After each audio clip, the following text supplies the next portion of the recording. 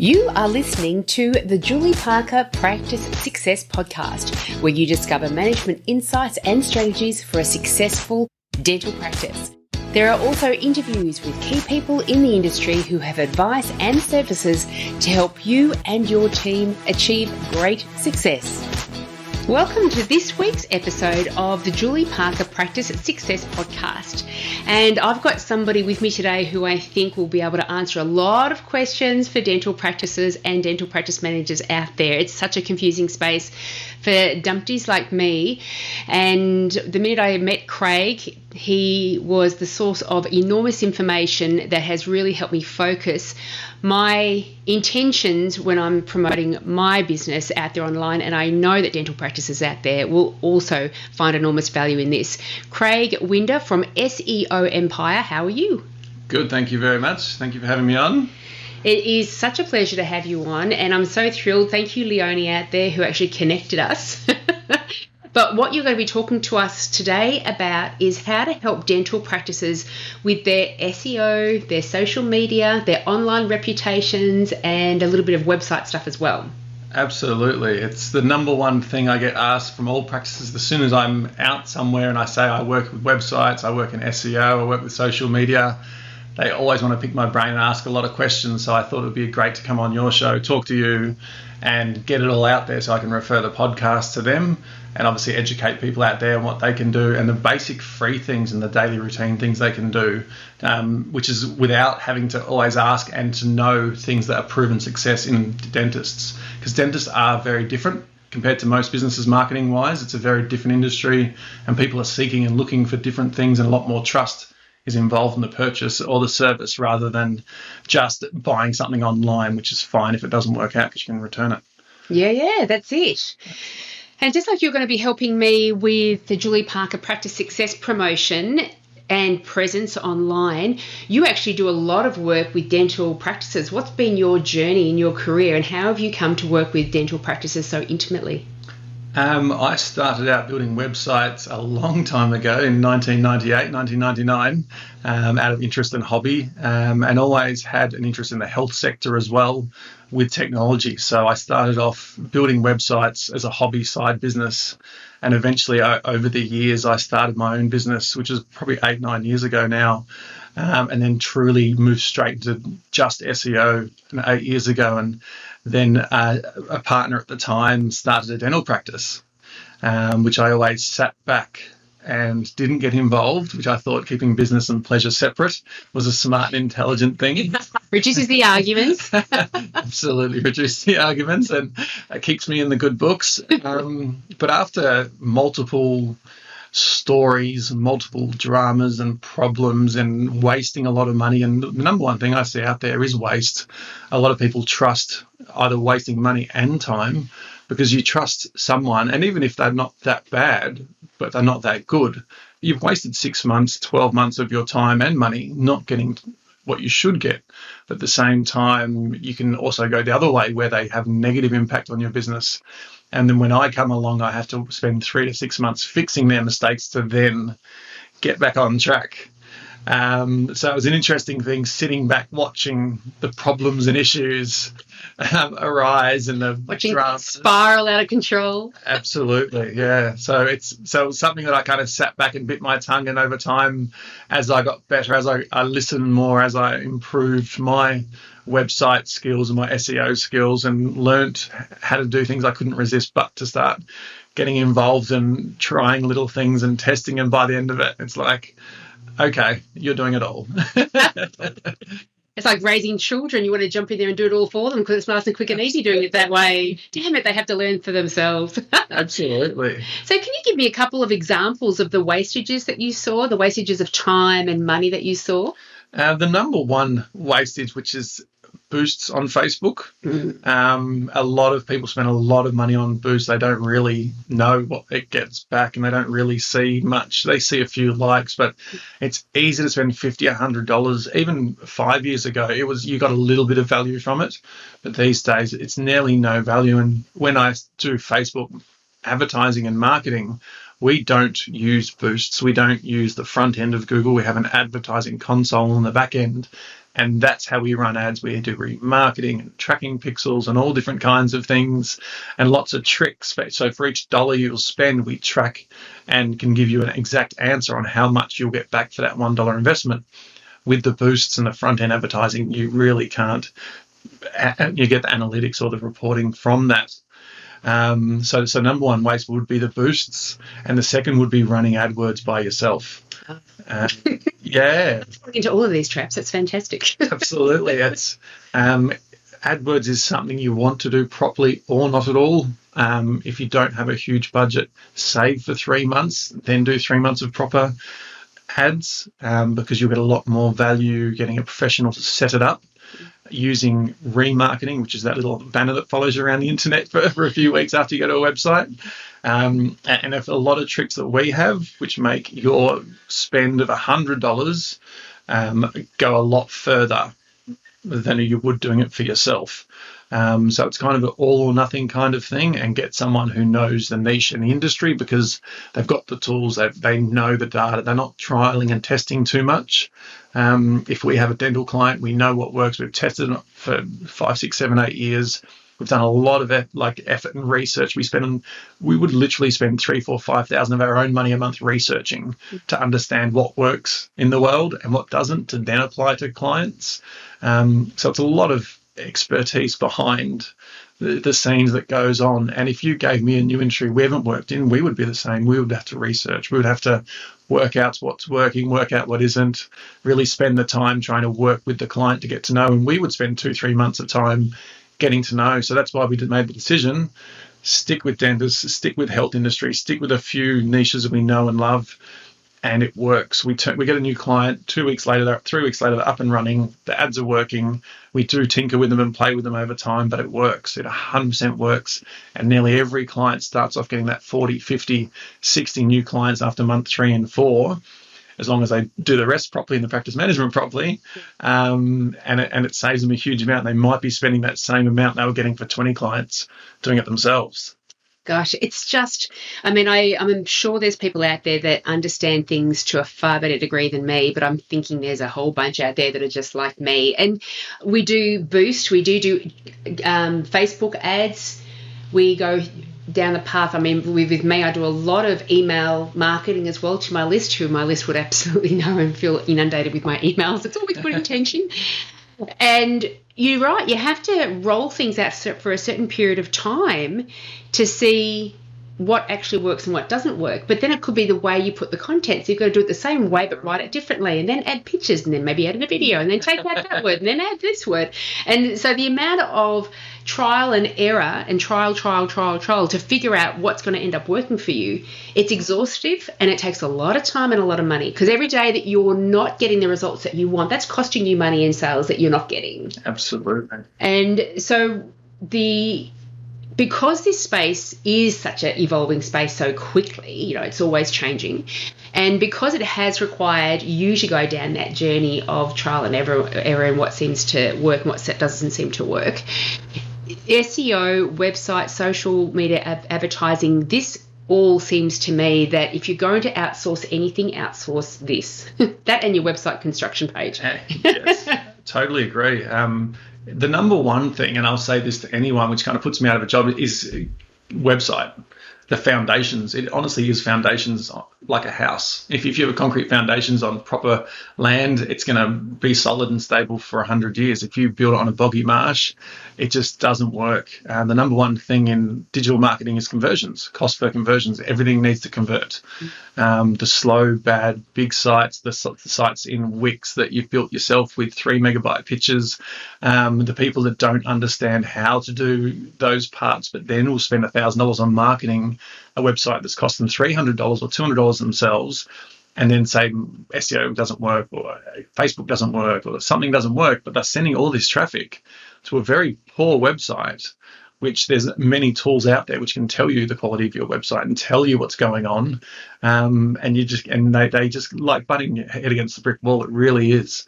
You can try for a very long time, and if you haven't got that beautiful fast site, Google won't recognize it. Google won't allow it. The cost per clicks in Google Ads are more expensive on bad sites, and the quality score of the website is lower. So you pay for more ads. You don't get the premium spots, and you're wondering why your competitor down the road is probably spending less or the same, but they have a really nice website, is converting and having 3 chairs full all the time at 120 clients.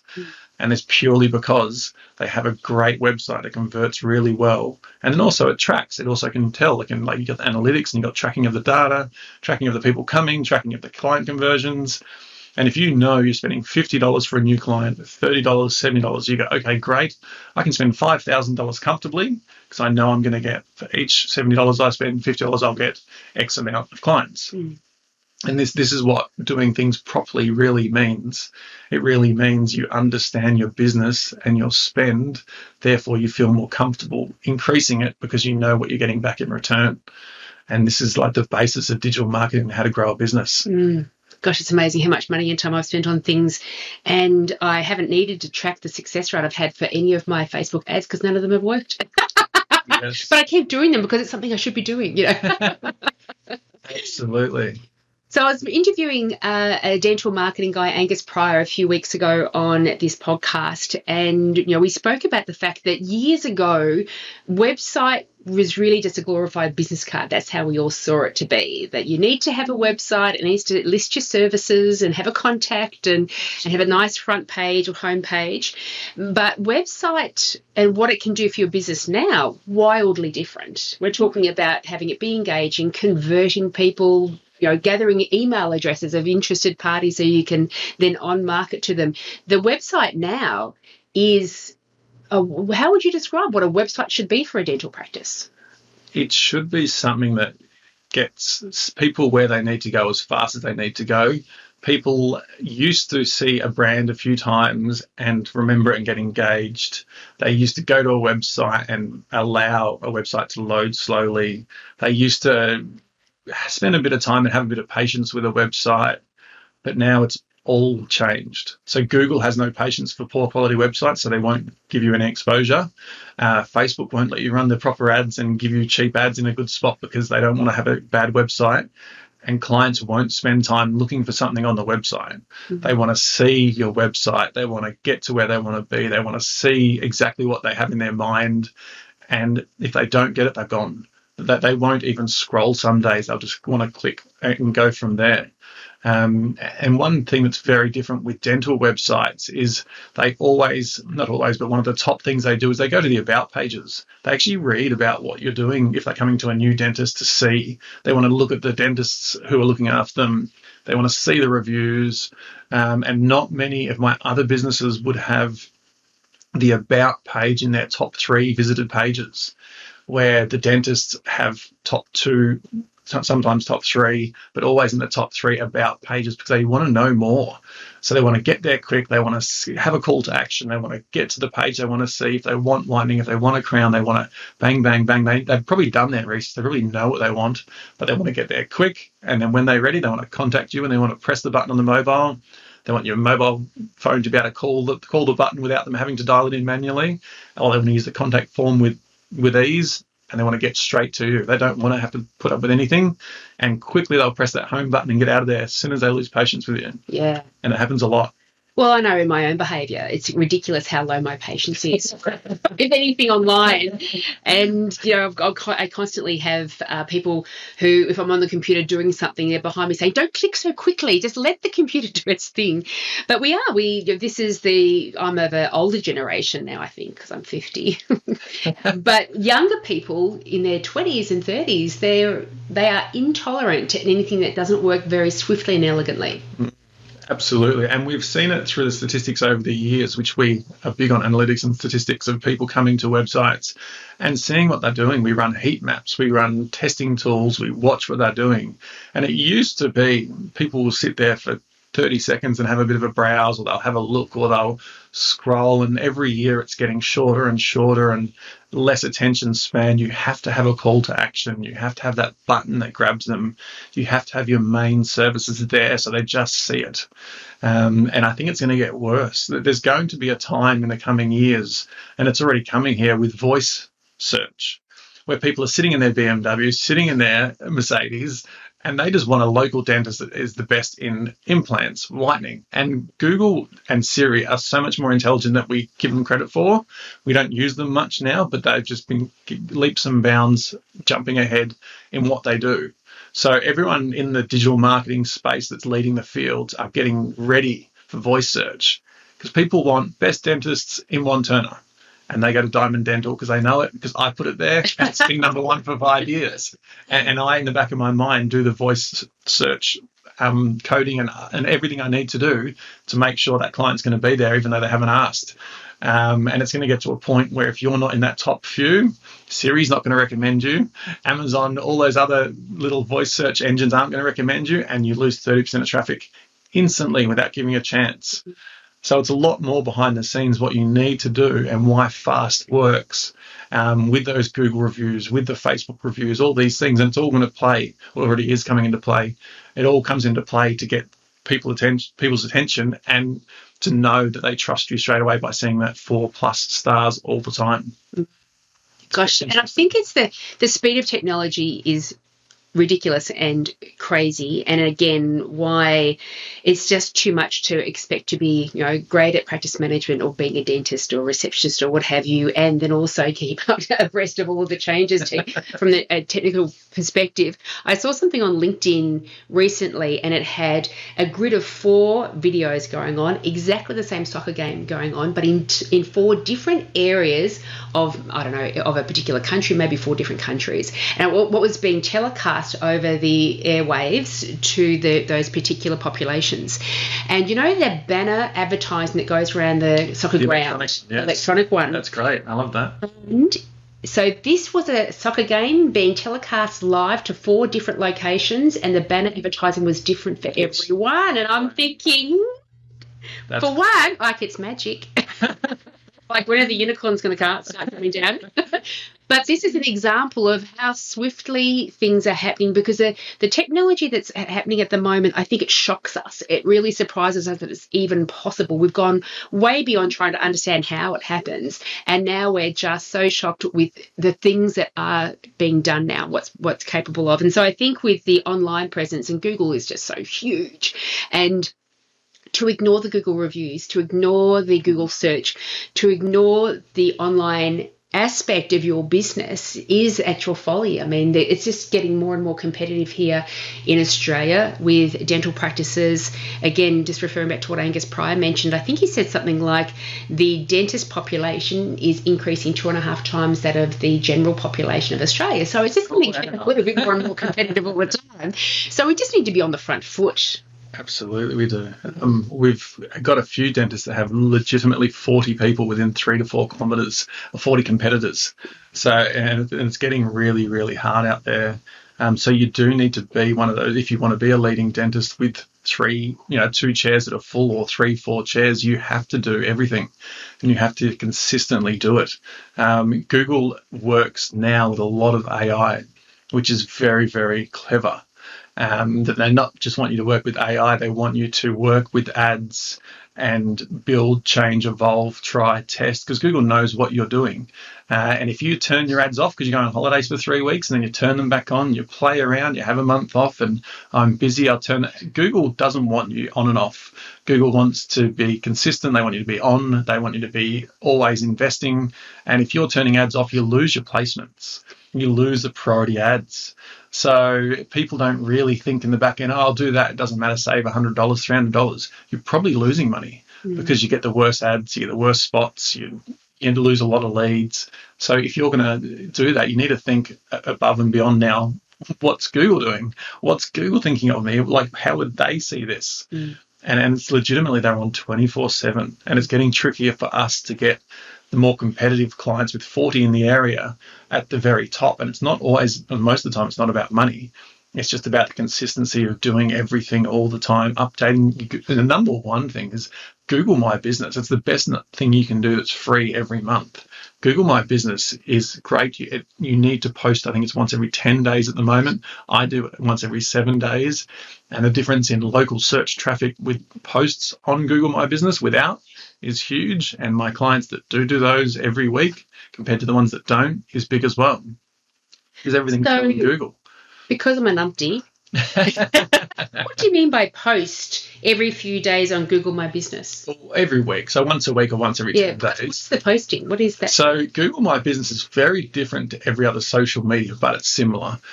So when you go on Google Maps, and I actually use Google Maps for all my searches. If I'm ordering food, if I'm looking for a dentist, if I'm looking for anything, I don't search on Google, I search on Google Maps because it brings up just what I want, list of businesses, all by stars, all by location, it's closer, and you can see other things in there as well, which is great information. So in there is your Google reviews as well. So, and if you happen to Google a dentist or something like that similar, on the right-hand side, you can see their expanded information and their recent posts. So it'll be a picture of things you're doing, promotions you're doing, all these different things. And it's also for Google. It's also to say, hey, Google, I'm active, I'm proactive, I'm pushing my business. And you'll see people with promotions there, or a picture of their business, picture of their new staff, picture of a product. And if you don't post every 10 days, Google takes that away. Wow. So it's mine doesn't appear. So it's like a timeline. It'll show something there. It doesn't take it away as such, but you need to keep it updated every 10 days. Otherwise, it won't show the post sitting there. It'll stay on your profile, but it really is irrelevant.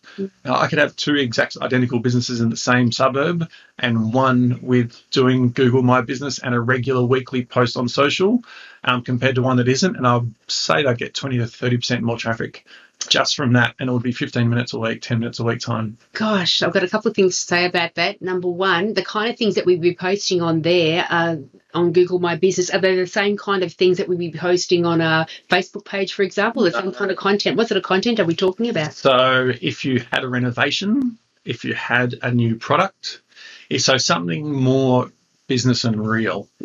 So if you had a team Christmas party and you got a team photo, put that there, beautiful. A new logo, redesign, rebrand, put that there. So it's more of a photo to show them, or a few sentences about a promo. And the great thing about that is it has a link where you can book now, a link where you can buy now, a link to do whatever you want. And there's about, 6 or 10 options in there where Google allows you to do book now, try now, buy now, and you can go to different pages of your site. So people really want to see in there what's going on, and it's a great way to promote it because they can see it through Google without even coming to your site first. And there's a lot of good tricks in there. Crazy. I just thought it was a place to put my address and phone number. Just register me somewhere there. Now, what you mentioned before, as well as you could have two equivalent dental practices promoting in the same way, but if one is posting regularly on Google My Business, they're going to be coming up much higher and more quickly on the searches.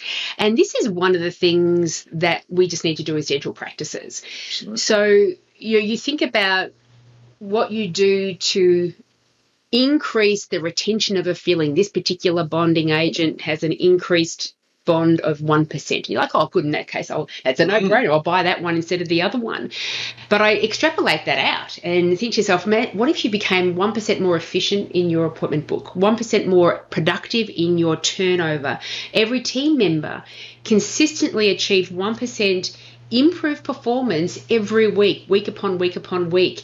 And if your SEO was getting 1% better than your competitors, your Facebook posting was 1% better, or advertising was 1% better than your competitors, the compounding effect of all these 1%, all of these little areas of improvement, is extraordinary to your revenue and how viable you are as a business as well.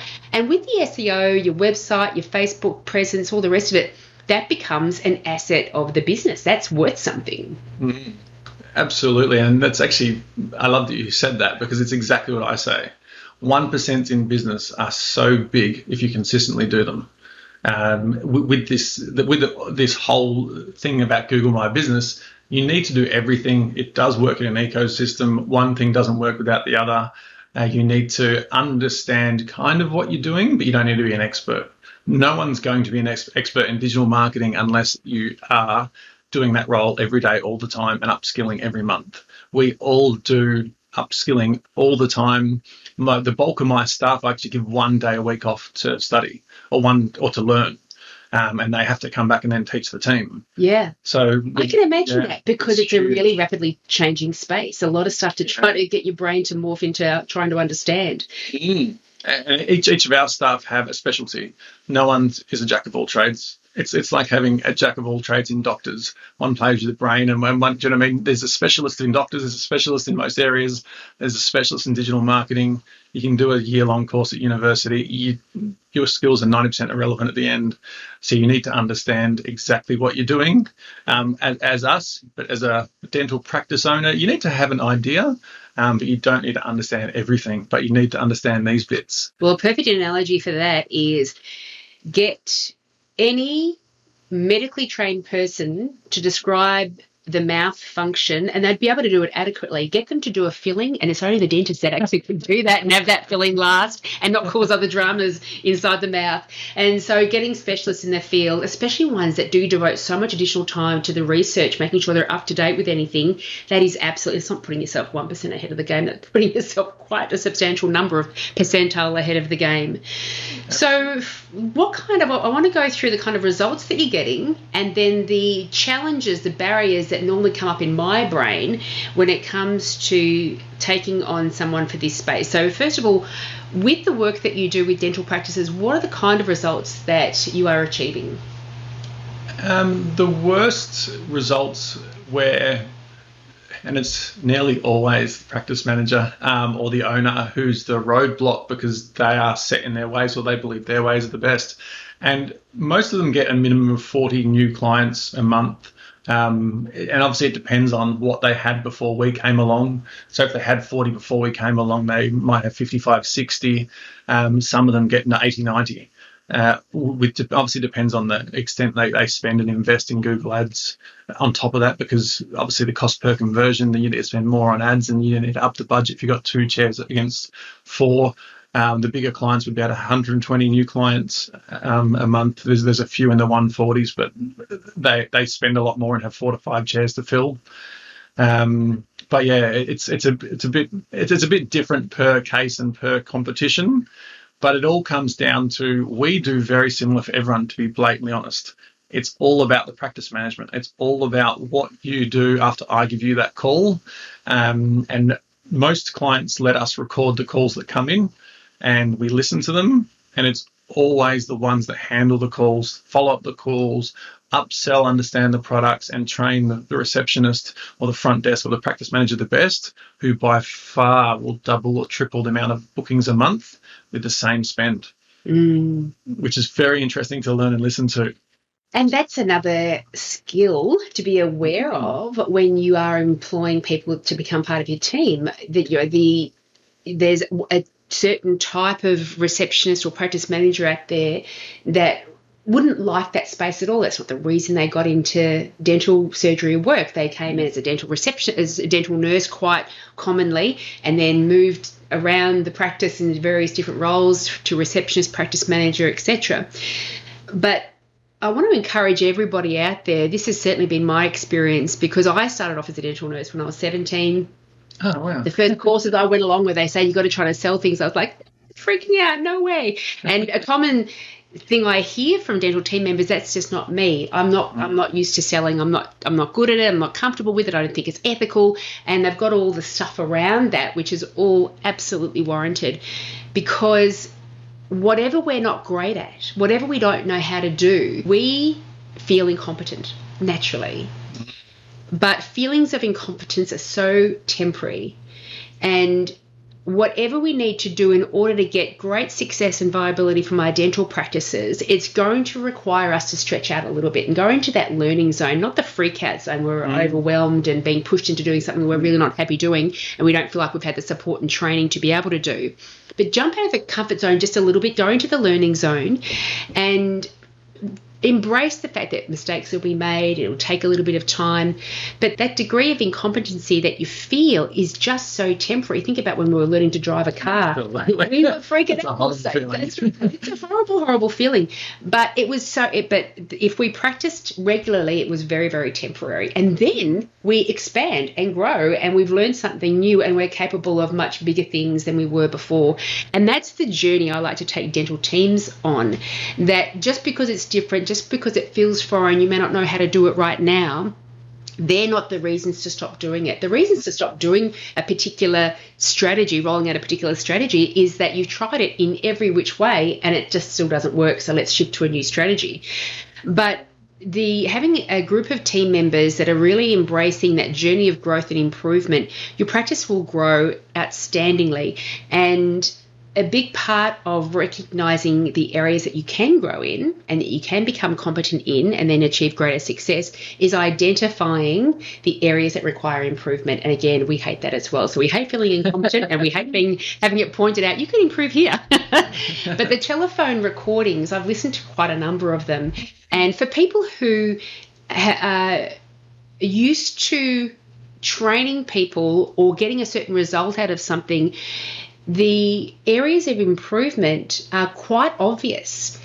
Yeah. And once someone gets told, what if you try it this way, and they try it that way and it works beautifully, all of a sudden that's the motivation and encouragement that sometimes you need to get all the team on this path of constant and never-ending improvement. So I really do encourage people to embrace that telephone recording, even though it does freak a lot of people out. It's one thing that wanted me, like when I first heard about you, I wanted to work with you, and I heard a few people talk about you. I'm like, okay, I need to meet you, because there's a lot of trainers out there and call themselves whatever they call themselves, but you're a mentor. And that's what I truly believe needs to be taught to dentists, dental practices. Owners need to accept they don't know everything. There's a lot of egos out there as well, and they aren't that, are not open to suggestion on changing their practice. And no practice gets changed in 12 weeks. I'll tell you that right now. They need a mentor. They need to be master a little bit at a time, improve everything a little bit at a time. I can go into any dentist and say, this is how you run a practice from my side, and they won't do it. But if I do it a little bit at a time and train them and show them why and how, explain to them, and step by step by step, they all 100% all improve, and they always do. And that's the same as how you work with them from the practice management side. I work with them from the marketing side, and you need those two aspects working together and keep on going. And as I said to you in person before this, training every week for a little bit, 20 minutes, half an hour, and going through your courses, but really taking it in and applying it is the key. It's the same as dental marketing, as well as practice management, upskilling. No one's going to be great, but you really need to spend all the time in the world with that front person answering the phone, because you can have the best dentist, but if they're not as good as the dentist, and if they're not brilliant, if you want to be brilliant, you need them to be up there. For sure. There's a great book called by a guy named Marshall Goldsmith. He's an American coach of leaders and all the rest of it. And his book is called What Got You Here Won't Get You There. I like that. And so the level of success that you've achieved to date is all you can achieve if you stopped learning right now. If you stopped skills development right now, you will never be able to expand any further. But if you've got aspirations to get over there, wherever there is, you have to increase the amount of knowledge or experience to be able to stretch yourself to even be able to achieve that there. And so making sure that we are on this, for example, what you were talking about with giving all of your employees the opportunity to have a day out just to do research, that is constantly expanding their knowledge base that they can then apply with clients, and you'll grow so ridiculously rapidly. And you'll see on my wall, because actually Craig's here on site doing the recording, so it should be a beautiful quality recording today. It's a quote by Archilochus. I've got various quotes that have really touched me around my walls in frames. And the quote by Archilochus says, "You don't reach the level of your expectations, you fall to the level of your training." And that is the premise behind everything I do, I say. So the kind of success that you're getting for practices is enormous. And I want to just touch on, before I go into the barriers that naturally come up for me when it comes to outsourcing this particular part of the business, is when you're talking about high numbers of new patients, my first go-to place is, well, sometimes we don't want all the new patients in the world. And if a practice is just starting off, you do want all the practices in the world, because I'm not the only one that will pay a bill that can then help me pay my rent and wages and all the other huge costs that are involved in running a dental practice. However, I'm a few years down the track. I've got an avatar. I know who my ideal client is, and I really want to do as much as I can to fill my patient base up with the people that love the way we do things, love getting the services that we offer, and refer people who are like-minded to us. And that's going to be, how we're going to achieve long-term practice viability. When it comes to your promotions, the SEO, the website, do you provide assistance with that? This is the type of patient we're trying to attract. Have you got any words of advice around that? Absolutely. It's the number one thing with dentists is nearly all of them have a passion in an area, jaw pain, bite analysis, different aspects, whitening. Some want to just make the money and do veneers. But you need to be realistic in your demographic. There's not many demographics where you can sell veneers all day, every day. If you're living in the South Yarras and the Tuaks of Melbourne, great, let's go party. If you're living out in Geelong or some other outer suburbs, you might not get that kind of traffic. So it's all good to be wanting a certain service and a niche and specialise, but you need to understand, okay, I'm living where I am, I am where I am, there's competitors. So you do need to be realistic in what you want to go, but you usually can specialise and go there. But if you want to specialise and go there, you need to have your website expressing and showing that this is what I do. I'm an expert in XYZ. If you're going to be all about veneers, if you're going to be all about implants, you need to have blogs explaining why, blogs explaining how. You need to have information. You obviously can't use certain words on dental websites because of legislation, but you need to really show that. You can't just say, yeah, I want to do that, I'll run some ads and I'll fill my books with one certain thing. You really need to build your website around it and express and show that. We get a lot of clients that want to do a certain thing. So we, over time, write a lot of blogs. And blogs are so underestimated these days. Clients will get 300, 400, 500 visitors on their website a month on a certain blog if it's popular. I've got some clients that have how to bleach one tooth. I've got some clients that do very strange things. Yeah, and they will get these legitimate, it's not high quality traffic, but it does convert 1, 2, 3 clients a month per blog.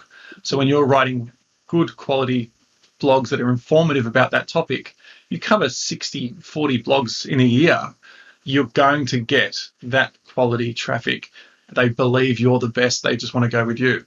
So you need to really think about, what is my website saying? What are my blogs saying?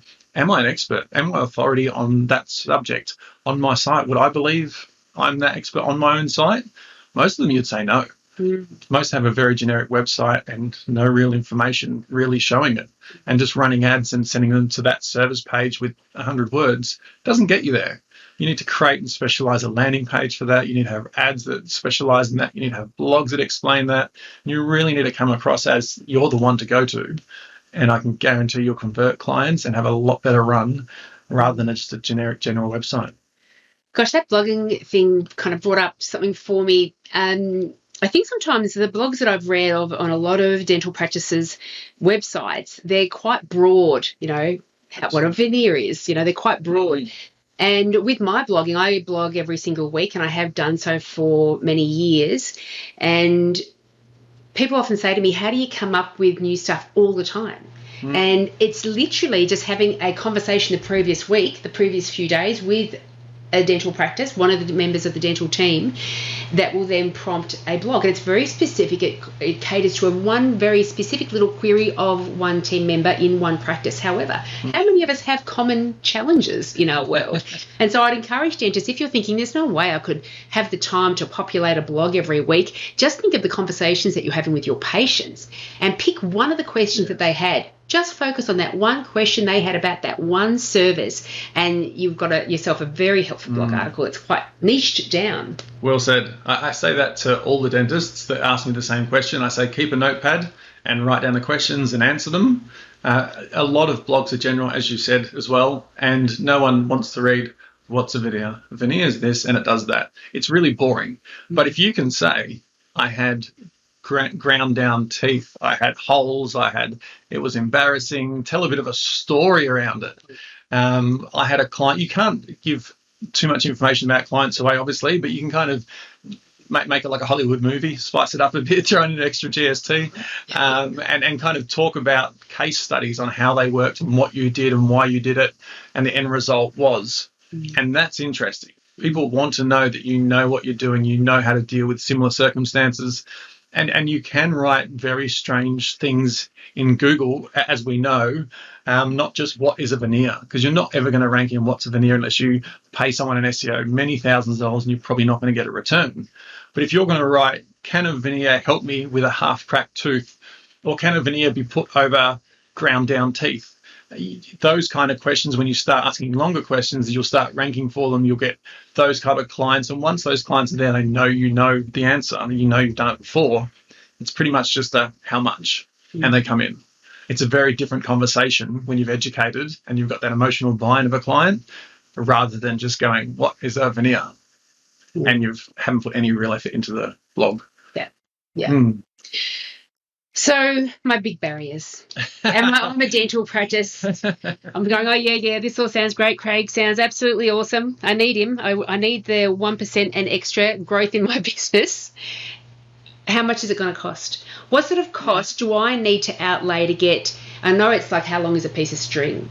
But am I wasting my time if I'm only putting in $500 a month to it? Am I only going to get success if I'm spending $10,000 a month? Give us an idea of the costs financially for the business. We have different levels of plan. This isn't a sales pitch to say, but I'll just given a bit of a ballpark figure. Our number one plan is just a local marketing with no ads and ad spend, which is $750 a month. And it really gets you into that little 3-pack of Google Maps results and gets you locally ranking for phrases and terms, and is a good pathway if you've just got one chair or just starting out with no real budget. I personally, and I'd say this, don't go on the holiday, don't get the car, get an extra loan, do marketing first. Like, once you've got your practice set up, get your $10,000 in your kitty, spend your $2,000, $3,000, $4,000 a month on marketing, and it will come back. Like I've had so many clients over the years. I haven't had any leave me in many years unless they've sold up, and they all make money. They all grow. They all evolve. If you're not growing and evolving and doing marketing properly, it's your fault. Yeah. You're not following the procedures. You're not upskilling your staff. You're not answering the phone properly. You haven't got the right something going on internally. But yeah, it's so you can spend anywhere up to probably $6,000-8,000 a month, but for the 15, 10, 12 chair practices with all the bells and whistles and hygienists and things like that. The standard dentist with 2 chairs spends about $1,500 on our plan. But you do spend a lot on Google and Facebook, and that goes directly to them. I don't take that money.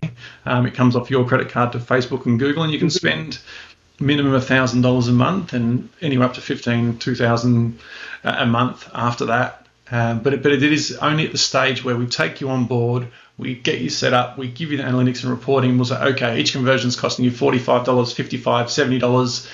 Would you like to spend $500 more next month, or $1,000 if you want to take it slow?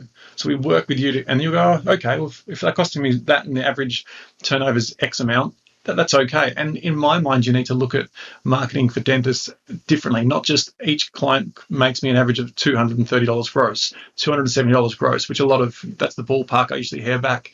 It's the lifetime value of a client. Oh, yeah. And this is what people don't understand enough. And if they go, oh, yeah, it's not, it is absolutely amazing. The lifetime referral from a client we usually base that on 2-3 years, because that's the average life of someone coming in. But the referrals from them, how many of your clients have referred? How many brought their family in? How many come along will give you feedback and reviews? And the lifetime value of a client is a lot more than you actually genuinely believe. And this is just fact. This isn't me. This is statistics we get from clients. So it does mean a lot of different things. But if you do write big solid blogs, if you write all your socials, if you do everything yourself, you can give us less, because we don't need to do it. And to be honest, we don't love that kind of stuff. We don't like writing. We like the SEO. We like the analytics and the technical part. So it depends on how much you want to do, how many clients you really want, and if you'll do what's needed. Well, I encourage everyone. I agree with you. The lifetime value of a patient always surprises my clients. And I've been doing this particular equation for clients for the past decade.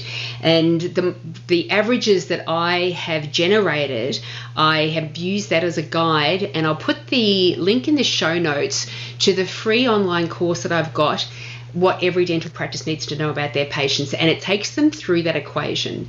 And once you've got a patient that, you know, comes every 6 months or every year or so for their recall, they only ever come to you, they're very loyal, so if they've got a broken tooth or toothache, they'll only ever come to you, and then they start talking you up and referring their friends and family as well, their value, the equation I've got, is $117,000, and so I wouldn't mind spending $45 for that. I'm impressed that when I first looked at your fees, I was impressed that you started off with a $750 per month retainer, and then the Google AdWords is an additional fee on top of that, because I always had it in my mind that it would be much more, and I'd be curious as to how many people out there do think I can't get into the space because it's just too expensive. And I recently had a call from somebody who's just about to buy a practice that you also know, and she's going to be using you, and I said, that's great that you'll be using Craig to make sure that you get the marketing on track straight away. It's one of the most important things you can do. And she said, I was decided between marketing and a piece of equipment such as a scanner. I'm going to choose marketing every time. Buy the scanner next month. That's right. Once all those new patients are coming through the door thick and fast and referring their friends and family, you can get the equipment later on. But that's one of the key things too, is that when I'm starting up a new business or I'm going through a growth spurt, where do I allocate these funds? And you would say that obviously that marketing is a big way. That's the avenue of turnover, is marketing. Absolutely. I'm biased because I know what I do works. I don't have this big ego, and a lot of marketers go, yeah. They have, if you look at the makeup of most big dental marketers in Australia, 2/3 of their business makeup is sales. So they sell very well. Then once they get your business, they'll give you to a junior, and you're stuck with a junior doing very, very average work. So there is probably 5%, but 10% of marketing companies out there, which are the person you deal with, the person that does the work, the person that manages it, looks after them, and you don't grow in size like for them, but they just are very, very good and passionate. And we're one of them. We're one of those smaller companies. There's only 7 of us. We all are experts in our own field. Do you know what I mean? Like, so we do know what we're doing, and it is very different. So it does vary a lot between who you go to. My other barrier is time. How much time is it going to take out of my day, my receptionist day, my practice manager's day? Absolutely. It depends. It really does. If your practice manager or the owner's answering the phone and it's a smaller practice, not so much, because they're probably very, very good. If you've got lots of staff and you've got training and you've got juniors and you're not getting experienced staff and you need to be trained for the bottom, it's a lot. It really is.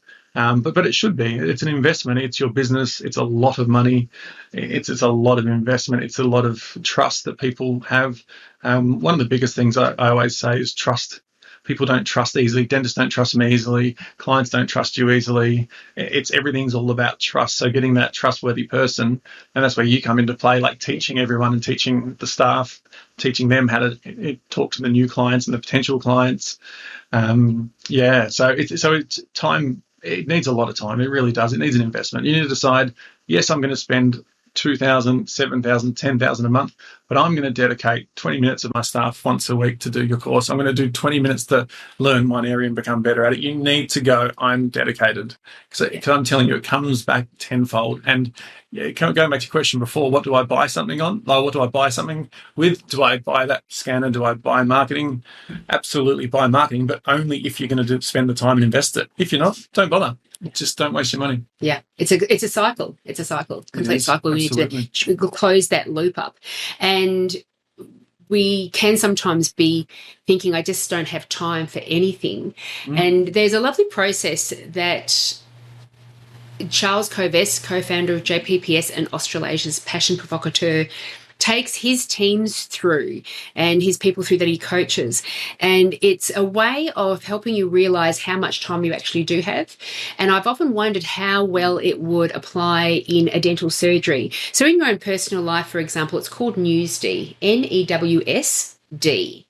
And the N is for necessities. So add up, on average, just a general figure of how many hours you spend bathing, clothing yourself, eating, cooking, buying your food, feeding the cat and dog, all that necessity stuff that you need to actually be able to get out there and function for the day.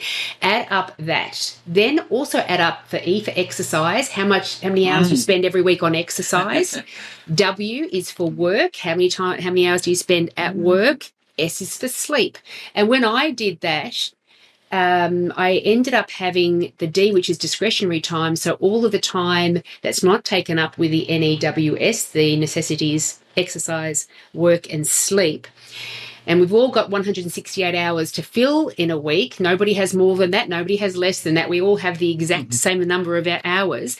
So when I took away all the stuff from the news, my discretionary time every week was 40 hours. And I'm like, that's a full-time damn job. Like, what am I doing wasting my time? See, what they should be doing is adding an extra S on that for social media. People waste 40 hours a week on social media. Yeah. And that's the truth. If you allocate a tenth of that, or 10 hours instead of social media, guarantee you'll have a pretty sweet practice with very full chairs. Absolutely will. So see if you can figure out what the discretionary time for your teams within the working environment is, and you may start to recognise, gosh, we do have a good hour every week that we can devote to team training and skills development. My last barrier that I have cropping up in my brain is that if I spend the money and devote the time to be able to make sure that this is working well, my conversations with the Craigs of the world, do I need to have any knowledge, or is my lack of knowledge around this space going to limit and compromise the results that I get? You do need to have a base understanding across all fields, absolutely. If you don't understand, and you don't need to be an expert in it, you don't need to understand how it works, you just need to understand what it does. Because if you understand that a Google My Business post will give you 30% more traffic because of it'll show you on Google so people click it and see it. You know, the Facebook post will keep you relevant, send signals and send links back to your site. All these things. So if you understand it, then you 100% need to know it, because then you know the importance of it to then upskill future staff, new staff, and it stays front of mind when you understand it. As a dentist, you are absolutely obsessed with being a great dentist and knowing teeth, upskilling, doing everything. But it's the same as this. If you understand the importance of every aspect of the social media and the marketing, then you'll make that front of mind as well and keep that relevant and keep doing it. It's very important in my eyes. And working with a company such as SEO Empire, imagine that you explain the process as well. So you may not know much about it when you enter into it, but it's the same as anything that we learn. We start gradually getting competent in that space. The more we are talking about it, seeing the results, making adjustments to the way we're doing it, seeing how the market are responding to our changes. Yes, definitely. Some people don't want to know anything. So probably it's a 50-50 mix where half the clients don't want to understand anything, don't want to know anything. I try and upskill and train them. We have a bit of a laugh about it, but they just want to know, how many clients did I have this month? And send me a WhatsApp message. For some reason, all dentists use WhatsApp. Send me a WhatsApp message. Tell me how many new clients for the month. Tell me what I need to do. Tell me what I'm doing wrong, and I'll pay you. And it's kind of a fun relationship, and it's easy. Where some want to sit down and go through every little detail and analytics and learn and have a half an hour chat, and that's no problems as well. We've got plenty of staff who can do that. I do most of it, and always happy to chat, especially do on WhatsApp messages. For some reason they do it, but always open to upskilling and letting them understand. And some of them I do go to their clinics and I will spend time with the practice manager or spend time with the person answering the phone and just kind of point out the importance, because when your boss says it, you don't always listen as much. But when someone externally comes in and shows or tells you this is why, this is how, do you know what? Hopefully this video helps as well. I can send to all my clients that this is the reason why we're saying and doing. We're not doing it just to add a process and add something to your day. It's because it genuinely works and will bring you more money. Yeah. Fantastic. Well, you've convinced me, so please, I've already said let's work together. But I do encourage dental practices out there to pay close attention to this side of your business. Don't let the lack of understanding or awareness or the concerns about the financial cost of it be your barrier to embracing it as something that can be wildly effective in your practice. So we're going to obviously have all of your contact details, Craig, in the show notes if people want to contact you, get more information, or actually take on your services and enter into one of your programs. What does that journey look like? Once a dentist says, okay, I want to take you on your services, what do they need to do from that point on in order to establish themselves effectively in your program? Yeah, it is a bit of a twofold effect. It depends on the stage, the life cycle of your business, where you're at. I've had dentists that come to me and say, I want to sell. I'm looking to sell in 6-9 months' time. I need to get my profit to $1.5-2 million. Okay, cool. That's a different conversation. Brand new, as we had a mutual client the other day. This is what I want to do. I want to have one chair. I want to work a few days a week. I want to make $200,000 a year, and I want an easy life. Cool. So it's a different conversation. So it does depend on where they want to go, what they want to do, what stage they're at. And as long as they're willing to not just take on the marketing, but also work with your kind of systems and processes and be upskilled and mentored and trained, because I can send all the calls and leads in the world to a client, but unless they're going to actually follow through and work with them and grow as a practice and convert leads, then they're just going to say, I don't work and marketing doesn't work because they're not making any money or they're not converting. But it's a two-pronged effect. So absolutely. So that come to me, have a chat, see if they're the right fit, see if they're open to doing what we want to do. Some of them need to overhaul their business. Some need a brand new website. Some need to replace everything. Some people need to review their staff and listen to them on the phone. Most of them need you to go in there and fix the systems and processes, because that's what's costing them the money, not the lack of leads. And then take it all from there and have a good chat over the phone and really dig down with their business. Fantastic. I encourage all of the dental practices out there to contact Craig, get a bit more information, find out how going down this path, embracing the path of online, how it can really achieve great success within your dental practice. Thank you so much for your time. Really appreciate it. Thank you. Hey, if you enjoyed listening to this episode, you should join the club. The club members receive an online lunch and learn every week where I share insights, systems and strategies to improve the success of your practice. These lunch and learns could not be easier. They are recording so you can watch them at a time that suit you. Members also have full access to the library of all of our past topics. The price is just $199 per month, and it is a powerful and effective way to upskill your team. I hope to see you there.